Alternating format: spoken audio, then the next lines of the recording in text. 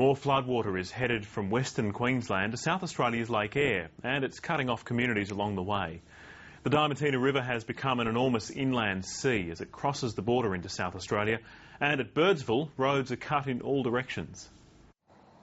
There's no morning peak hour in Birdsville at the moment. It's just too hot for grey nomads and four-wheel drive adventurers. And when it's too wet, this tiny outpost really lives up to its name and is only accessible by air. The bonus of flying in is the view of Queensland's Channel Country in flood. This is the road out of Birdsville that leads south to the Birdsville track and into South Australia. Normally you'd have a couple of kilometres to drive before you reach the Diamantina River, but at the moment the Diamantina River has come up to within a couple of hundred metres of the town.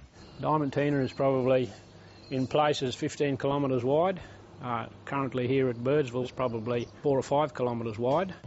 With a sealed airport well above the floodwaters and regular passenger flights in and out of the town, Birdsville residents are not too concerned about being cut off by road. And locals say the big wet is a reminder of the way things used to be. During the 70s there was a lot of good seasons, and it seems to me like we're sort of going back into that cycle again. But the conditions still trap the unwary. A stranded tourist was airlifted from his camper van recently after floodwaters stopped him in his tracks. There are road closed signs up on all of the roads that are closed. The council do that. And some people do seem to think that for whatever reason they can sometimes disregard those signs. For now, Birdsville remains at the mercy of the Diamantina River, waiting for the water to leave and the tourists to arrive. Craig Berkman, ABC News, Birdsville.